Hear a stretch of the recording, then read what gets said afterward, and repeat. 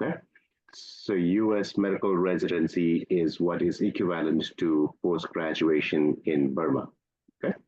All right. So without wasting much time, so I'd like to thank you all for taking your time off to getting this attendance for the webinar. And I hope by the end of the hour, you'll be able to leave back by having a lot of information or more insights about the residency matching system in the United States. So let me, okay. All right, let's start talking about and understanding the residency pathway. So first of all, you will need to take the exams, obviously, right? Like everywhere in the world, you will have to take the exams. So the exams that you need to take is step 1, USMLE step 2 CK, and the OET. So once you've finished these 3 exams, but again, let me stop there and say that you can take these 3 exams any day of the year minus the holidays at the local prometric centers, number 1, okay? Number 2, you can take these 3 exams in any order you want to. Like, for example, you can take the step 2 before the step 1, or OET before the step 1, or step 2 before this OET. You can take it in any random order. But we recommend you and every student to take the step 1 first, even though you are saying that you graduated yesterday and you are pretty fresh with the clinical knowledge. I would rather recommend you to go back to A for apple, B for ball, and C for cat. Okay, so that's that. Now, once you finish taking these 3 exams, you will be certified by the ECFMG. Now, it stands for Educational Commission for Foreign Medical Graduates. The key word here is the F here, which stands for foreign. Many, many decades ago, we, including you and I, we were referred to as FMGs, meaning foreign medical graduates. But over the last couple of years, they changed the word FMG to IMG, which stands for International Medical Graduate. Okay? So that's why it's now important to know the label or the abbreviation of IMG, because you will hear that a lot. You will hear about IMGs, which is subdivided into non-US IMG and the US IMGs, which means, for example, if there is Dr. Ong, who is having a US passport or who is a green card holder but studied outside the United States, then he is considered to be a US IMG. Whereas Dr. Pure, who is a passport of non-US or non-green card holder and he's graduated from medical school outside of the US, then he or she will be considered as a non-US IMG. Now, what is the difference and how is it relevant and how is it important?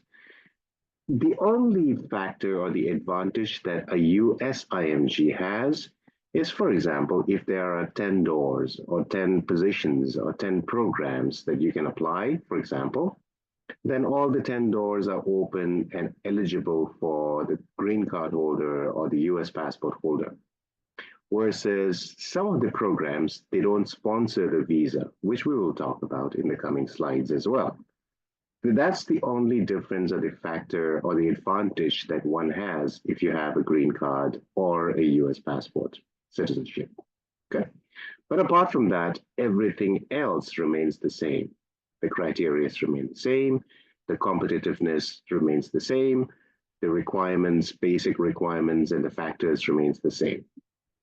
All right, now coming back, once you are certified by the ECFMG, then it means 2 things. One thing means that you are now eligible to send in your application. Remember, you can take the exams any day of the year, like I mentioned, but there's only one time application season, which begins the way all the way in June up until September 15th. So you can see the application season begins in June, but on September 15th onwards, it will become active, meaning from June to September, you have all the time to get all the documentations ready to upload in the system. Now, let me pause here a little bit. In Myanmar and the Asian subcontinent, most of the countries, they have the residency or the post-graduation system a little bit different than in the United States. And I'm pretty sure it could be same in your region and country as well. That if you want to become a surgeon, if you want to become an OBGYN, pediatrician, or orthopedic surgeon, or dermatologist, or radiologist, or plastic surgeon, then all you need to do after your medical school is to sit for an entrance exam or competitive exam, and then based upon your ranks, then you choose whether you get the specialty of your choice or not, right? It all depends upon the ranking. But it's much, much different in the United States. For example, if you wanted to become a plastic surgeon, then you would have to take the exams, of course, like I mentioned here, as it on the slide, but you apply to only that specialty. So that becomes a much more cleaner competition, right? Much more leaner competition. So which means only like-minded and serious-minded people or candidates will apply to that specialty. Because I'm not saying it's a good or bad, kind of a system in your country and many parts of the world. But for me personally, in my opinion, it removes a lot of clutter. It removes a lot of unnecessary competitions. Because if I wanted to become a plastic surgeon, I will have to have a great scores, of course. It's a competitive field. And then when you send the application, all the other people who are applying for plastic surgery, they are like-minded people. They really want plastic surgery. Unlike many of the candidates where they land up in certain specialties which they don't want to, but just because they got the rank, then they are just there kind of taking the competitive specialties just because of their rankings, right? Now that is the biggest difference that I felt when I went and talked to a lot of international students and then on a day-to-day basis. That's the main difference between the US medical system and many of the systems outside of the United States. All right, coming back to the slide. On September 15th, you have already kind of designated which specialty you want, which states you want to go and do your residency, right? And which programs do you want to do? So you choose which specialty, you choose which state you want to stay and do your training, and you choose your programs, okay? Now on September 15th, when you have aligned and chosen all the things, on September 15th, the button gets activated. The systems gets active, and then when you press the enter button, all the applications that you have lined up flies off to your designated programs and specialties. All right. Now, once you send your applications, now it's a waiting game starting from all the way from October till January. Depending upon your credentials and CV and scores, you will start and you should start getting residency interviews. And then after your residency's interview end, by middle of March, you should be getting an email, a beautiful email, which says, congratulations, you matched. And typically by the end of June, July, you should be having your residency begin. Generally, most of the programs, they begin in the month of July, which is this month, right now, where many of my students, they are starting their residencies. But the reason why I wrote June is some programs, they have started to do their residency orientation by second half of the June. But you can say June, July, depending upon which programs that you get matched as well. Now that was one thing, what it means when you get ECFMG certified.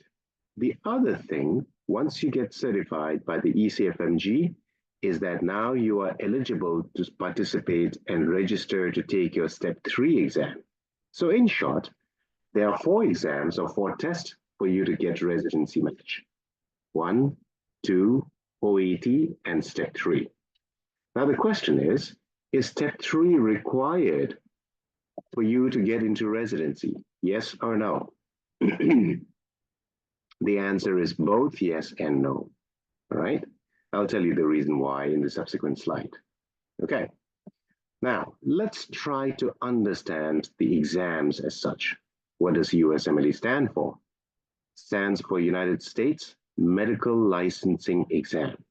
So what are the parts? Like we talked about, we're gonna dig deeper into them.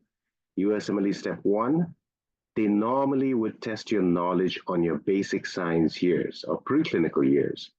That means when you were in your first year, second year, or maybe third year, then they're going to be testing your knowledge on the subjects that you were taught.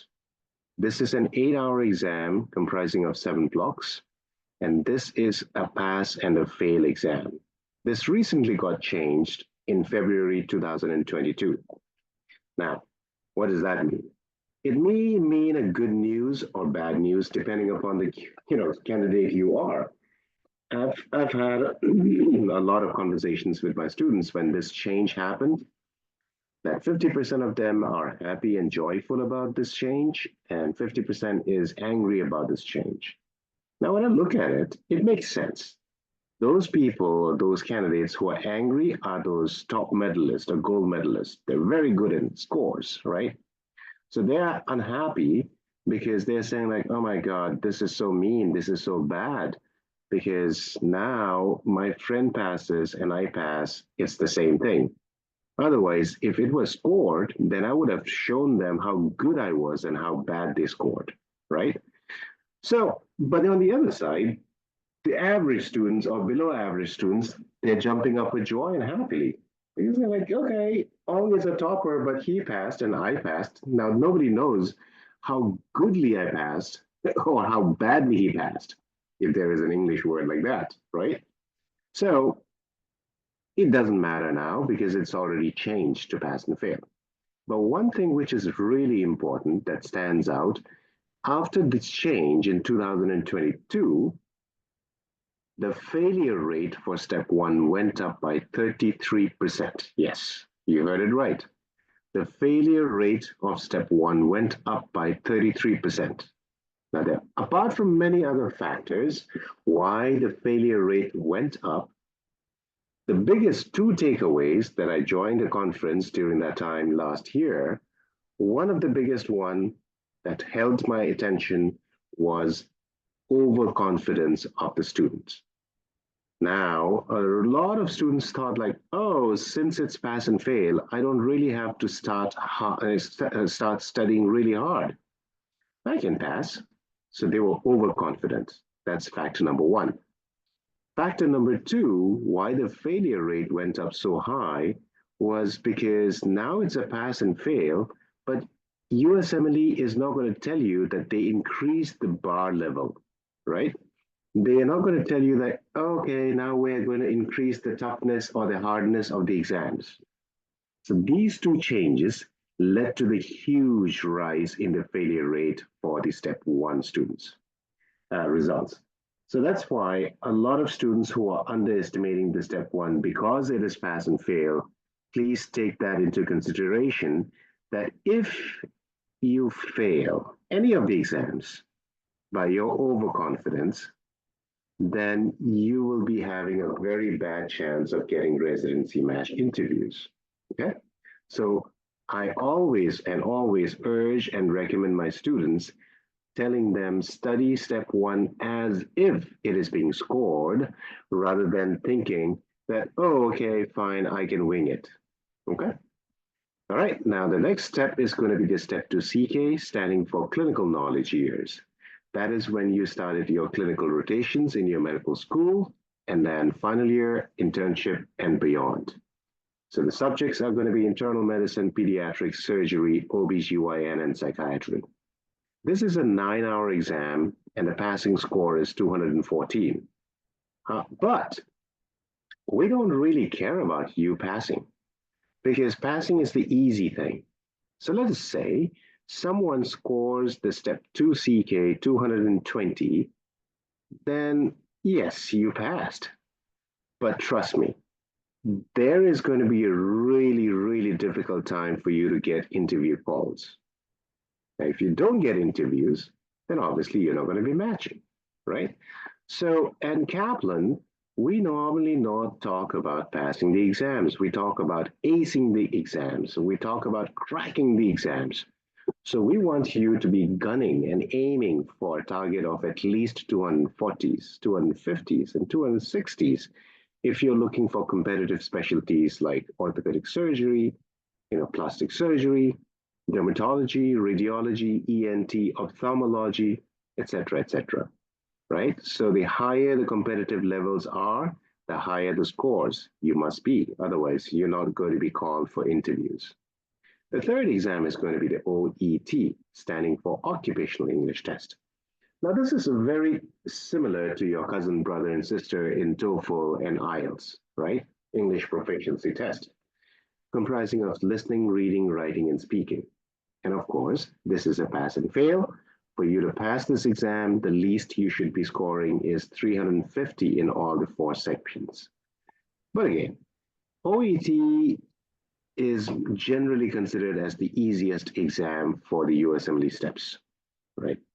There are certain students from various countries that OET becomes the toughest exam. And I've had students from certain countries where English is not the primary language, then they struggle a lot with OET. But I'm sure that, in your country and region, I don't think this is going to be your setback, because this is going to be the easiest exam. Now, step 3. Now, step 3 is going to be the same subjects that you got tested during a step 2 CK. Same subjects, as you can see. Now, the question is, but why are they testing me again and again on the same exams? Well, like I mentioned earlier, step 3 is not required and yes, required for you to get into residency. Now, let's presume an example, Dr. Ong, okay? Again, Dr. Ong has step 1, step 2, and the OET. And he has great scores, he has great CV, he is a great candidate, so I give him a residency position. Okay, I interviewed him, I loved him, so I gave him the residency for whatever specialty it is, for example. But he will get the J1 visa, all right? But on the other side, Dr. Ong's cousin, Dr. Mint, he has step 1, step 2 CK, OET exactly the same as Dr. Ong. He's a twin brother, so he gets the same scores, same CV, whatever. But the only additional thing he has is the step 3. And I love him. I called him for interviews. I loved him as a candidate. And then I gave him the residency. But Dr. Mint gets the H-1B visa. So now you see there are 2 kinds of visas. If you are not a US citizen or a green card holder, then you can only do residency training on a visa. There are 2 kinds of visas, J1 and the H-1B. J for Joker, H for Happy, okay? Now, not that it stands for Joker and Happy visa. Don't tell them when you go to the embassy by saying like, oh, Dr. Tenzin told me that I should apply for a Happy visa or a Joker visa, because there's nothing like that. I'm just making it up to make you understand and stick in your memory, okay? Now, the J1 visa that Dr. Ong got, he will be getting a residency as a J1 visa. After he finishes 3 years or 5 years of his residency training, he or she will have to go back to his country for 2 years at least. That's the downside of it, because the J1 visa is called International Student Exchange Visa, which means there's an understanding between the United States government and your government, which says we're going to send you 100 students. Now, students doesn't necessarily only mean medical students. It could mean farmers, it could mean engineers, it could mean English students, it could mean actors, actresses, what have you, anything under the sky that comes to the United States, gets the training, and then goes back to serve the community for 2 years. The same thing that your government sends here, and then they come and learn the culture, arts, science, whatever. And then they go back and serve the community back in your country. So that is the J1 visa. But on the other side, Dr. Mint, he got the H-1B visa. Now, H-1B visa is called the working visa. Now, the difference between the J1 and the H-1B is Dr. Ong, he had to go back. He has no choice. He has to legally go back for 2 years. And then if he wants, he can come back. But Dr. Myint, by virtue of him having the step 3, I offered him H1B, right? Now, H1B, he will complete his residency training. It is not legally bounded for him or her to go back and return to his country. If he wants, then he can stay here in this United States country and then apply for a job that will sponsor his green card. So that's why I said J and H visa, right? J1 and H1B. So which one is better? I do not know. It depends, right? Because at one point of time, I told them like H1 is a better visa, but there was one candidate or one student who told me, it's like, I don't care. I want to go back after the residency training. So I said like, okay, that's good. So if that is the case, then it doesn't really matter. But if that is not the case, and if you want to stay here, then I would highly recommend any international medical graduates or doctors to have the step 3 result under your belt when you send the applications, okay? Now, let's look at a sample question for USMLE, and I'll give you some time to go over it.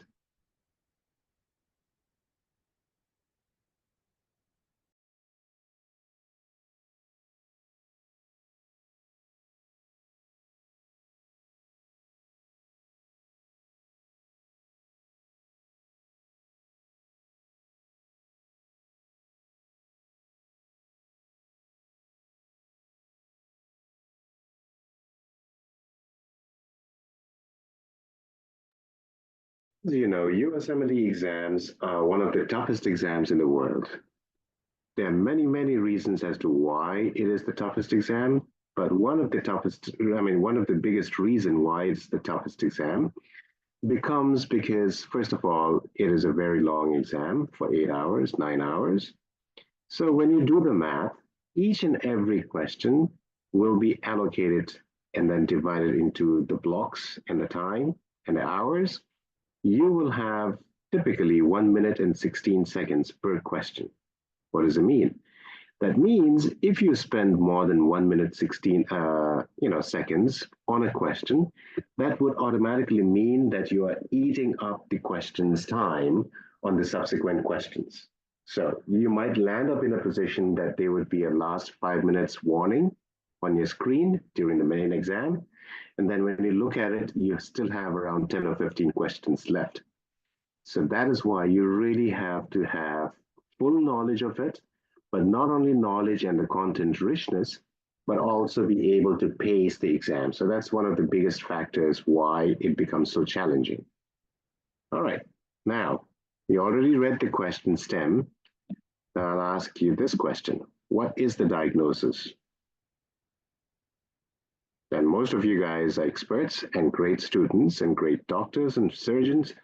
So the answer is, you will say pulmonary TB, right? Good job. But that is so easy a USMLE question because that is not a USMLE question, right? Even your Uber drivers, even a neighbor who's a farmer, you know, the housemaid, that may be able to answer that question because it's so easy. One doesn't have to go to medical school. Now, what about this one? What causes pulmonary TB? That becomes even more easier. Now that I said it's TB, the causative organism is myco-TB, Mycobacterium TB. But again, you see that this is so easy a question, right? So this cannot be a USMLE question. The real USMLE question is this one. What is the characteristic of the causative organism? Now you're thinking like, oh my God, okay, now that, I don't know, maybe it's gram-positive, maybe rods, I don't know, anaerobe, aerobe, I don't know, maybe one. I'll give you the choices. See, whatever you thought is not here in the choice because they know what you're thinking, right? That's how crooked and complex USMLE questions get. Because he said gram-positive, gram-negative, aerobes versus non-aerobes, Zeta and stain, blah, blah, blah. They know that what you're thinking. It's because those are easy things that you should know. But most probably they think like, maybe you don't know this. The answer is D, heat-sensitive catalase. Now you see, It is okay. It's okay whether you got this question right or wrong. It is not the important takeaway here. The main takeaway here is this is a typical example of a USMLE question, out of which this is a typical example of triple jump question. That means for you to get to the correct answer, you will need to A, know the diagnosis, B, you need to know the causative organism, and the real exam question is the characteristic. That's why it's called triple jump question. Now you know how and why USMLE questions are so complex, right? And that's why it's called one of the toughest exams in the world. But if you are able to maneuver and understand the questions, then I think a lot of your seniors have scored spectacularly, in the USMLE exams, and a lot of your seniors have been able to get into residency successfully. Okay, good. Now let's go on touch the point of one of the most favorite questions that you may be having in your head. How long should I need to take to prepare for my steps? I mean, the real answer is, I don't know. And I'm being honest. If I say I don't know, then you will hate me by saying, like Dr. Tenzin, boo, you wasted my time. But the real answer is I don't know, because I don't know your educational background. I do not know when you graduated. I do not know your strengths and weaknesses in Englishes. I do not know whether you were the gold medalist in your school, average or below average students. So a lot of factors come into play. But if I say that and go away, then you will hate me. So I will give you an average timeline for any international medical graduates. 9 to 12 months for step 1, 6 to 9 months for step 2 CK, OET 1 to 3 months, and step 3, depending how soon you take it after your step 2 CK, it would be approximately about 2 to 4 months. Okay? Now, as you see, the broad base of the pyramid, as you can see here, is on step 1. Now, Dr. Ong tells me that he graduated yesterday, for example, and is so good and so happy. I'm happy for him as well. But he still has to go back about 5 to 6 years when he joined the medical school, where his step 1 is going to be tested, right? So when you are going to study for step 1, you are touching the basic subjects that you studied from day 1 of your medical school years, year 1, year 2, year 3. So even though Ong says that he graduated yesterday, he has to go back into history for at least 5, 6 years. That's why there will be a lot of topics and subjects and points that, like, for example, brachial plexus, Krebs cycle, catalase enzymes, coenzymes, ATPs, ADPs, that you may have forgotten a lot of things. So that's why it takes the longest time to prepare the step 1. But once you are having a strong foundation and review for step 1, believe me when I say this, the rest of the steps you will not even remember how time passes by. Okay. Next question. Dr. Tenzin, how do I get residency interviews? That's a very good question. Because don't ask me how do I get matched. I'll tell you what.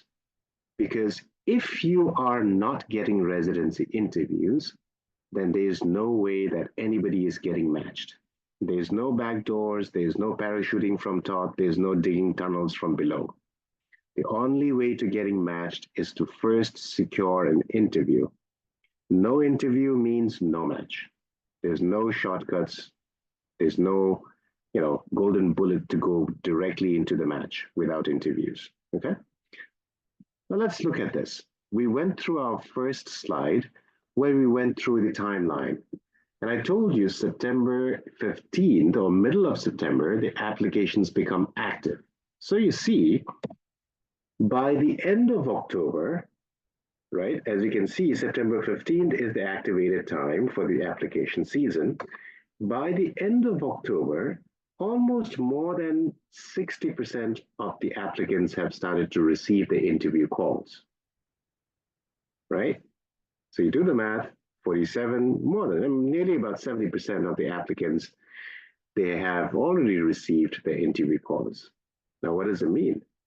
That means that if you are great scores, if you have great CVs, if you have great everything in paper, but if you apply late, then your chances of getting interviews become lesser, lesser, lesser. As you can see, if you move away from October in November, December, January, then your chances, even though you are the greatest candidate with perfect scores, perfect CVs, your chances of getting calls for interviews are very, very less.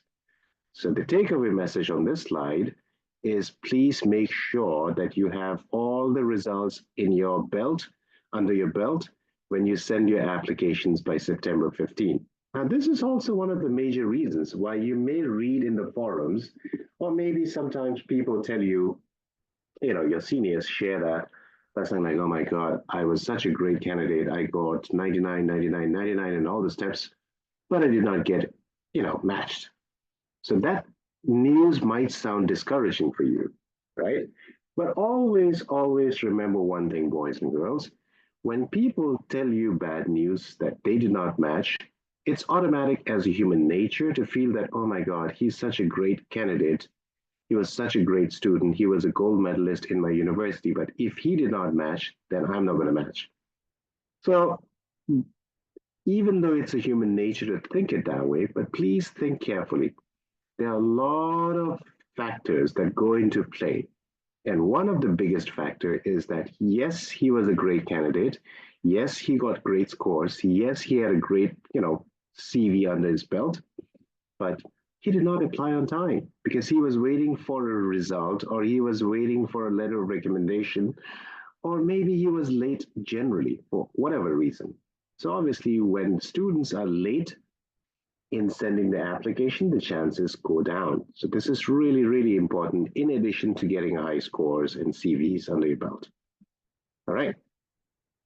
Typically speaking, we receive during application season approximately about 2,000, 2,500 applications. Okay.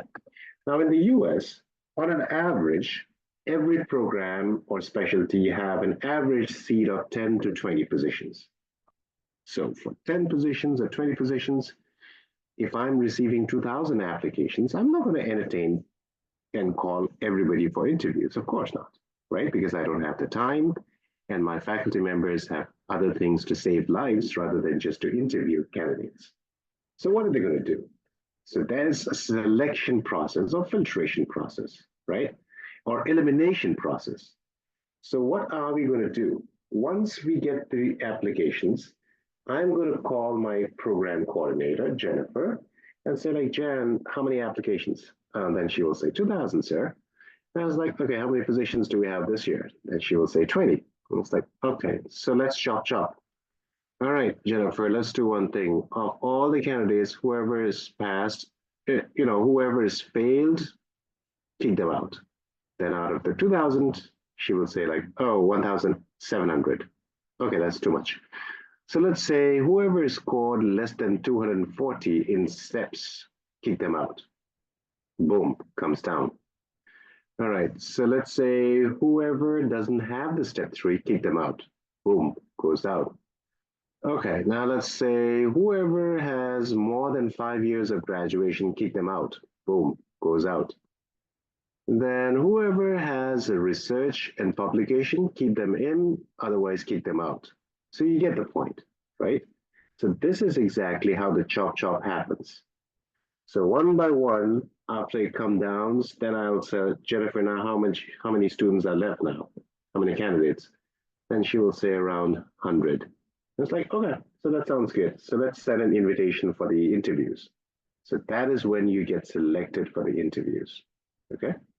Now, when I said all those chop scenarios of filtration or selection process or elimination process, the top number one first reason is going to be based upon the scores.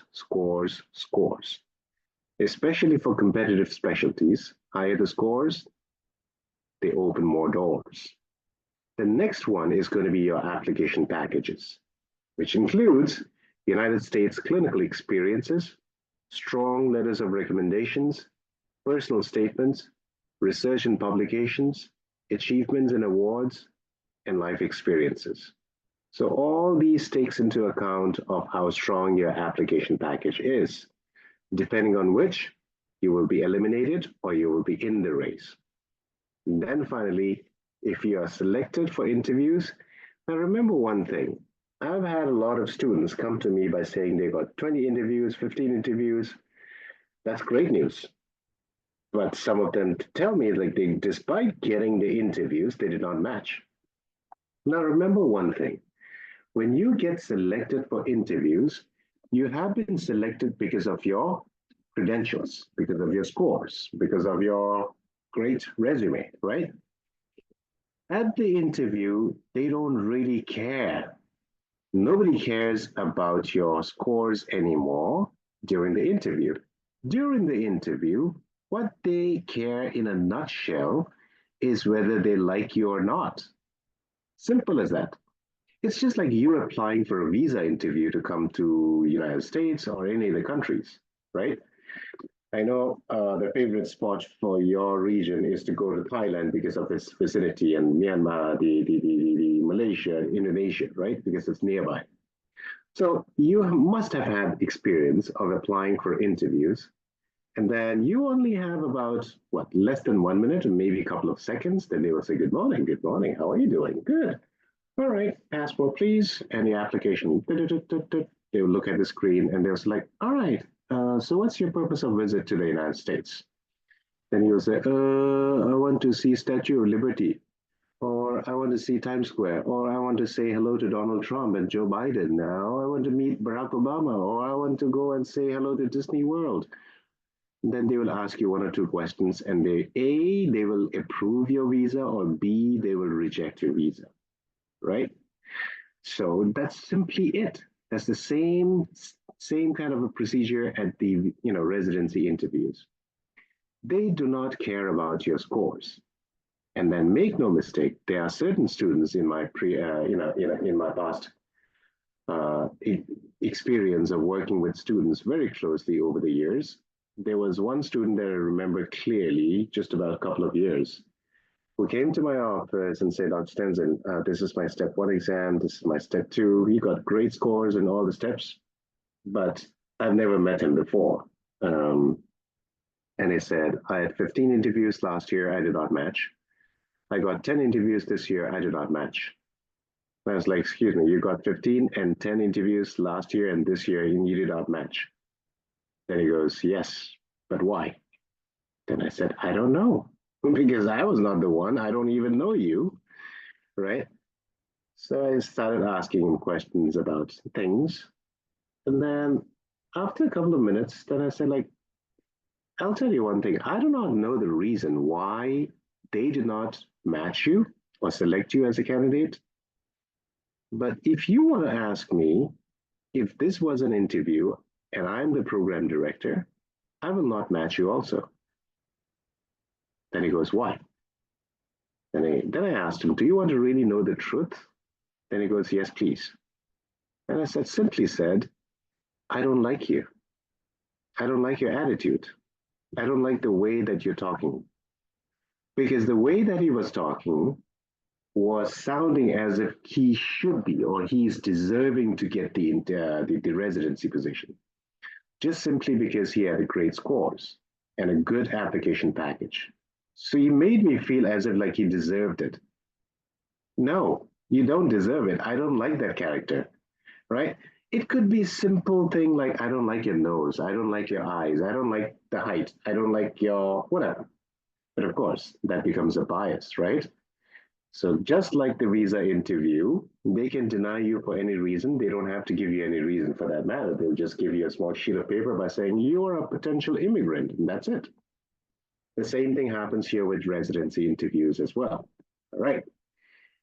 Now let's talk about residency match data.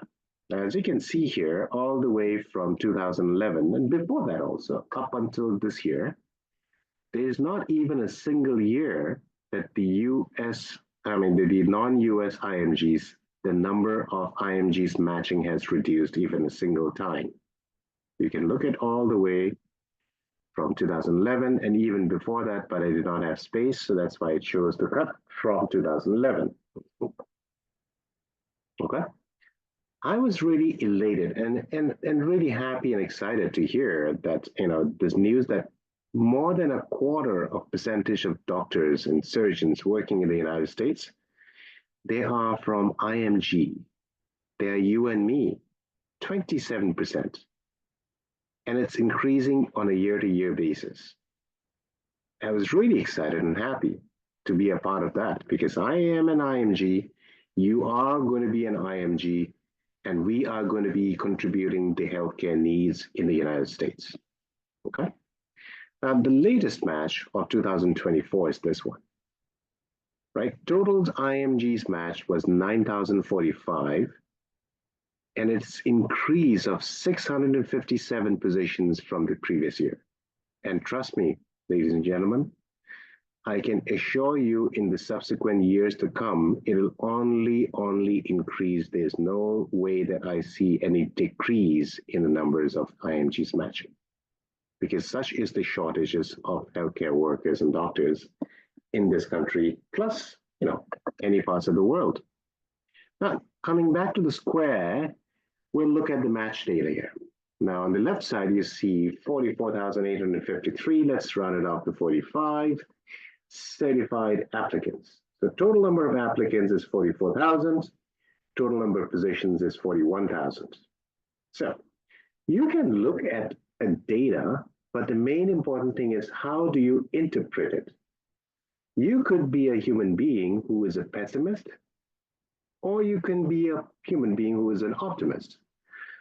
In other ways, you can look at the glass half empty and say it's empty, or you can choose to say it's half glass full, right? Now, it really bears an importance here. I'm not talking about residency match or being a doctor, but generally in life, right? If you have a positive mind, then things in life, including USMLE and getting matched, becomes much more easier because your way of thought processing is much more positive. Now, when I look at this data here, 44,000 and 41,000 positions. So I can be the guy who says, oh my God, 3,000 people did not match, right? Or on the other side, if you want to be an optimist, you can say, wow, that's so great. Out of 44,000, only 3,000 people did not match. And definitely, I don't want to be that 3,000 people who did not match. But when you look at the numbers, I do not know specifically about your country, but in a huge country like India that I visited just about a couple of months ago, I was shocked. The number of applications versus the positions is very, very lopsided. If you do the math here, it would more or less signify that every second or third candidate who studies for USMLE will get matched. Simple as that. But in India recently, like I said, when I came back, it was 1:60 something. So which means for every 60th candidate, you might have a chance to get into residency or post-graduation specialties. So you do the math because you are the best person to judge how many positions are available in your country and how many contestants there are. And then also compare that with this data that I showed you right now. And then you will know how easy or tough it is to get into the US residency system. Because it's easier for people to say, because people lie, I lie, you lie, everybody lies, because we are human beings. We should not, ideally speaking. But we lie sometimes, right? Sometimes white lies, black lies, whatever. But numbers don't lie. So you'll be able to see where do you stand a chance of getting matched. Okay. Moving on, why should you study USMLE with Kaplan?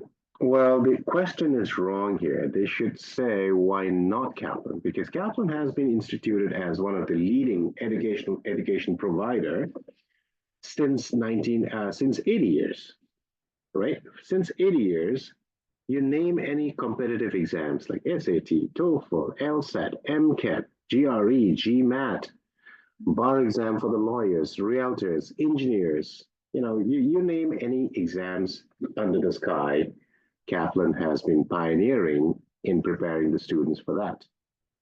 And with the USMLE especially, we are the pioneers. We were the first company to kind of train the students preparing for the USMLE exams. And then working and as a faculty in Kaplan becomes really, really a valuable achievement. Because trust me when I say this, faculties that we have in Kaplan is not very easy to get selected, okay? There are a lot of screening processes before you're onboarded as a Kaplan faculty. Just because you're a doctor or a surgeon in so-and-so, university or hospital does not necessarily mean that you will get a job with Kaplan. There are one first, screening interview. There will be 3 or 4 more interviews with various parts of the divisions. Some of my faculty members, they always joke, when we meet, we jokingly say like, boy, it was tougher than getting into Stanford or Yale and Harvard. Well, in a way, because there is a reason, because we want the best of the best faculty members, because the resources that our students use in terms of the books, the videos, the live lectures, the chapter quizzes, the subject assessments online, the question banks, they all have to be up to the trend of the latest exams. And who better than these top-notch faculty members who are actively engaged in teaching as professors during the day, and the evening they come and teach with us. They have to know what is the latest changes, the trends in the USMLE exams. Otherwise, anybody can teach, right? So that's why we pay them very handsomely, and then we are really, really happy to have them on board as well. So once you have the best team of faculty, then you should not be really worried about the product or the value of the resources that you will be utilizing it. And trust me, when you study Kaplan for your USMLE, you are building the foundational block to your success. And that your seniors will tell you.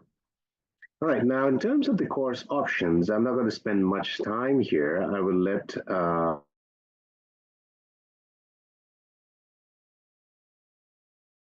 speaking, you have 3 main choices.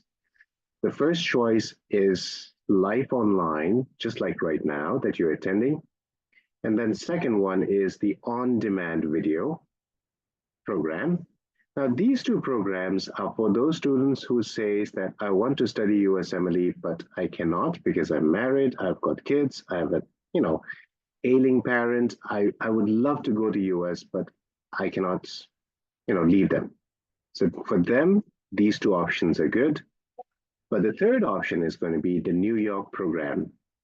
The New York Center program is physically you coming to the United States, especially in New York, and studying for your USMLE exams, right? So New York.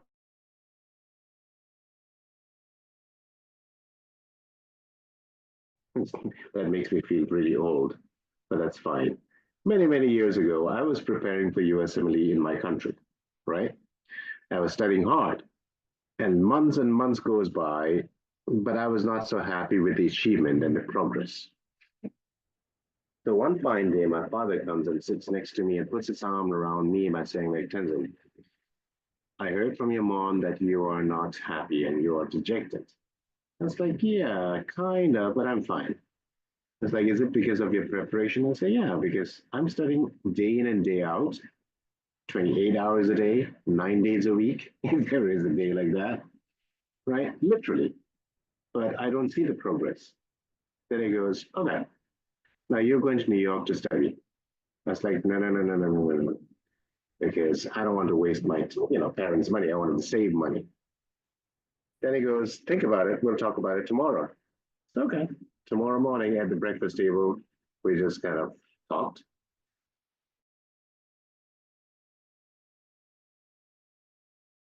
He goes, Tenzin, I'm not telling you to go because we are rich and we can afford it.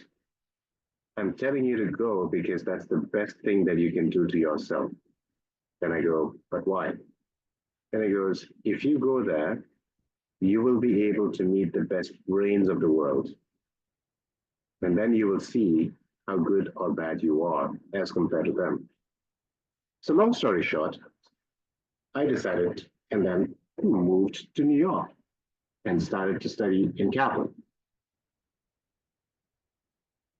I was surely surprised and happily surprised that I met the golden boys and girls from each and every part of the world. I have met a lot of friends that I still am from your country as well. Very nice to network, meet them for personal reasons, for competitive reasons as well. Because we can become the best friends. We can share, we can have group discussions, we can learn from each other, but also for competitive reasons as well. Because remember, you are the best of the friends, but now that program that you're both applying only has one position, and then one of us are going to get it. So it's either you or me. Yes, I love you as a friend, but no, I don't love you because I need that position. So that's how competitive it gets and how good it is to see the best of the best staying there. Because you staying at home, preparing for USMLE, I do not know whether you know anybody who else is preparing for USMLE. Most probably you don't. Or maybe most probably there isn't anybody still studying for USMLE in your region that you are aware of. So you're left on your own. You do not have any support. But once you come to the United States, we sponsor the student visa also. We have a lot of students from international areas on student visas studying with us in New York.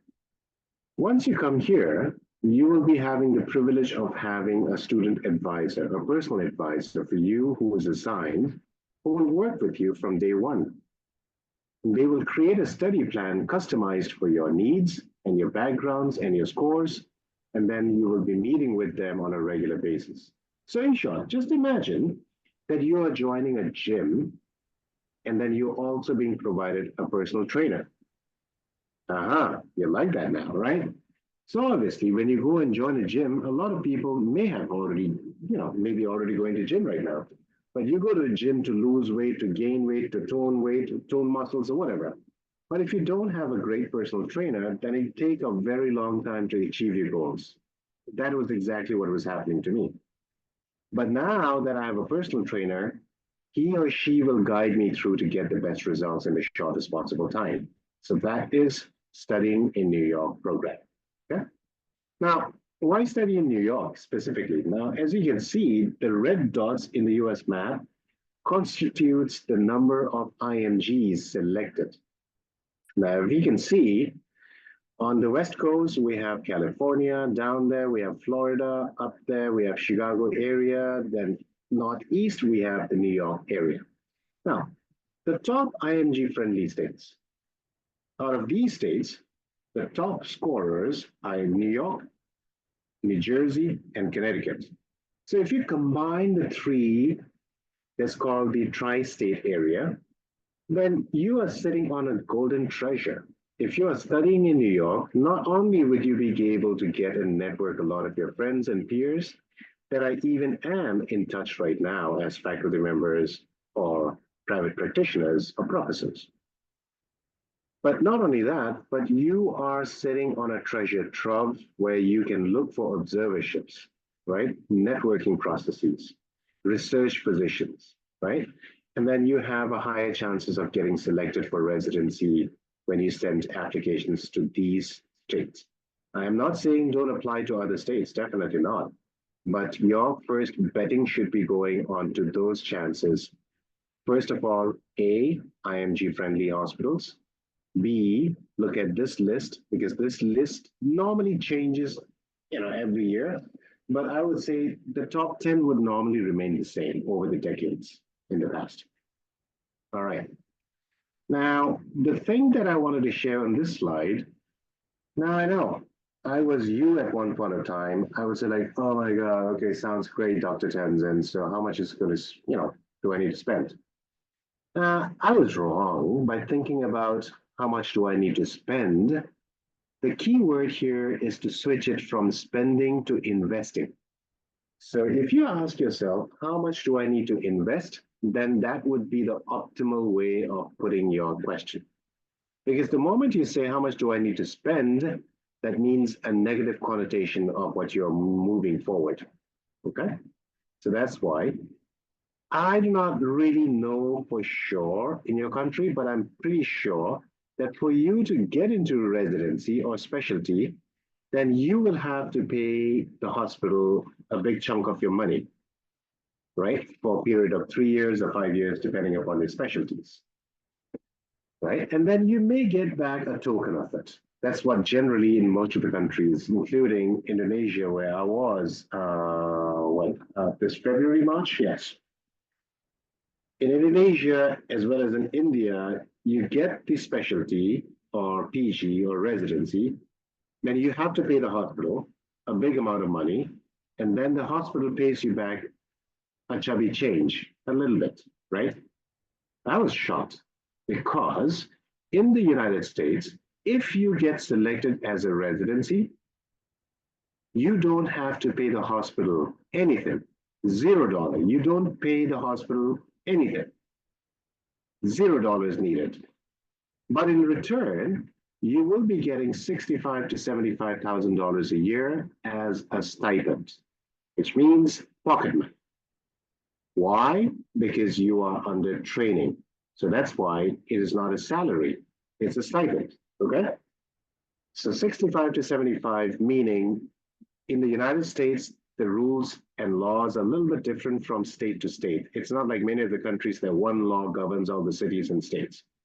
So that's why, depending upon state to state and program to program, there may be a slight variation, but an average is going to be $65,000 to $75,000 a year. And that is all yours to keep. You don't have to pay the hospital anything. But once you finish your residency training, this is the total salary that you will be making. Now, I'm saying salary because now you're working, not training. Okay? Now, look at you guys. All this 1 hour that I was talking, you never paid attention to the screen. You were far away from the screen. You were drinking coffee, you were eating noodles, or you were lying down on the couch, you were chatting on the WhatsApp. Then when I said, this is the money that you're going to make, then everybody got their ears up and eyes bubbling down. It was like tongues rolling down. It was like, oh, okay, where am I? Where is my specialty? Okay, this is the money. Yeah, but again, this is the amount that I'm showing you as the day one of your completion residency. Okay? Now again, don't get me wrong. I'm not trying to show you the greed of the money. This is what you will get, whether you like it or not, because it's hard earned. It's a sacrifices. Remember the sacrifices that goes into making this amount of money? You know, I'll share you another story because I love stories. In one of the seminars, I told them this is how much you're going to make. Then I jokingly said, "Are you happy with that?" And then there was one guy who said, like, "Dr. Tenzin, I don't care about the money." And I said, "Good for you. If you don't like the money, then okay, you work. And whenever you get a salary, send me the check." Then he started laughing. He's like, "Oh, no, that's not how I meant it." So anyways, it's not about the money. This is just the beginning. This will go a long way in trying to help your families and your loved one and your community members as well. All right. Now, that was that. And one more last thing. So, Expert Education, the organizers, I'd like to thank you once again. And they asked me if I can offer you guys, especially the attendees here, if you can get some kind of a special promotion. So I was able to get a sanction and approval for a 15% off on any USMLE programs, be it online, on demand, or like online, or even in New York. Now, you don't have to really say that, oh, I don't know when I'll start preparing. Even if you don't know for sure right now, I would recommend you to put down a deposit of $500 towards a course for a future date, and then sleep on it. Discuss with your family members, and down the lane, after about a day or two, or 1 week, 2 weeks, 1 month, 2 months, if you decide not to take it, then talk to your friend, talk to your staff members locally, or talk to me, or talk to Kaplan. It's like, hey, you know what? I changed my mind. I no longer want to come to the United States to do my residency. So I want my money back. It's 100% refundable. So there's a website here you can go into, an email address that you can just reach out to ask for any questions. But my management told me that they would not be able to extend this offer forever. So it ends 10 days from today. That is July 26th. So make sure, think about it, sleep on it, discuss with your friends and family members. And then, like I mentioned, it's not a do or die situation that you need to have a confirmed date. So just lock it up with $500 kind of deposit, which is fully refundable. All right, that being said, I'll pause here and stop sharing my screen and see if you have any questions. Go ahead, don't be shy. I'm not going to bite you because I am not Dr. Hannibal Lecter. Right, go ahead.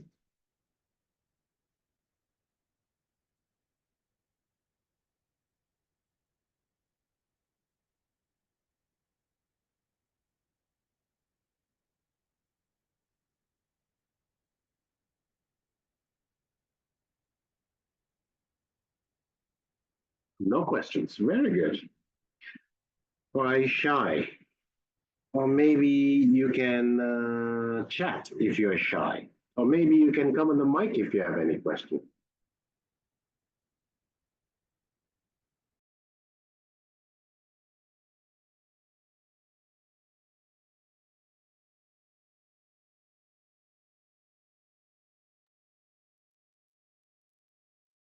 Guys, you can also speak in Burmese. I will be able to translate it for Dr. Tenzin as well. Ah, there you go.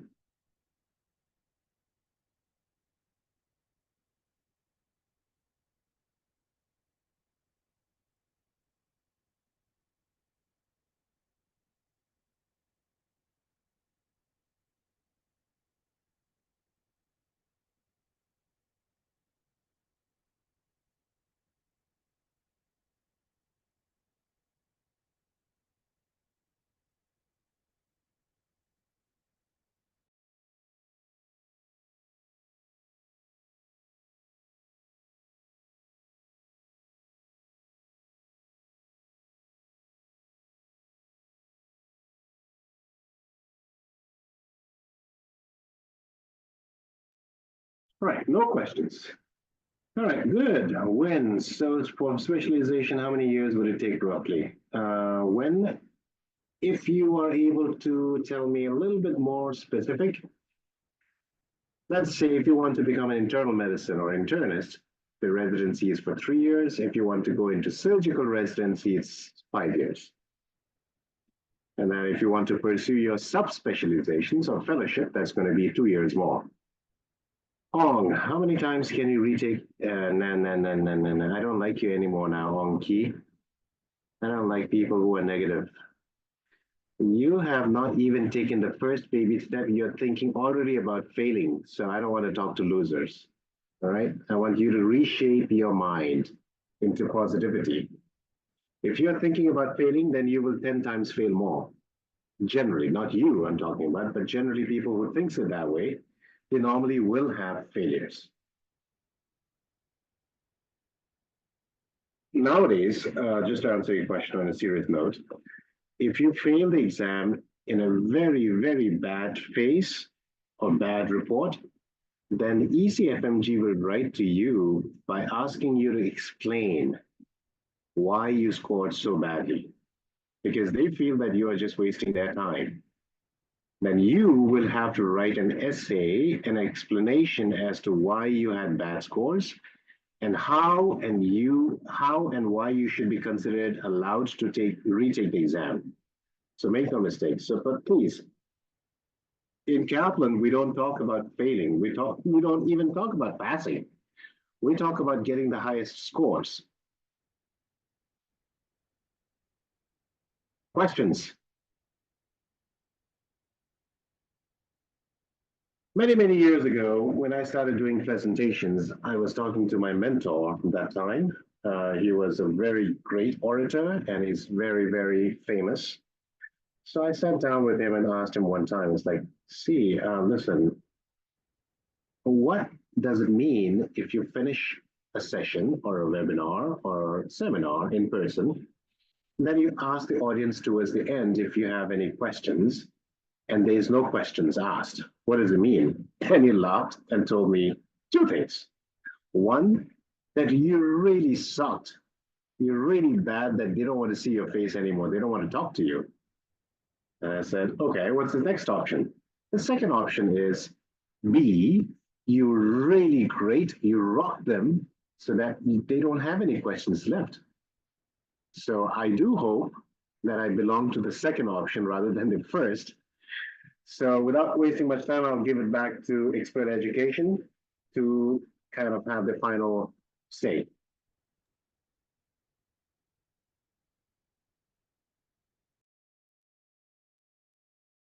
Right. Thank you very much for today's webinar, Dr. Tenzin.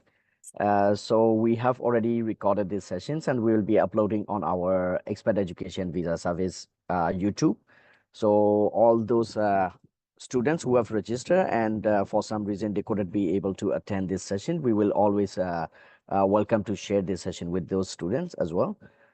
So thank you very much. Now I will also speak in Burmese.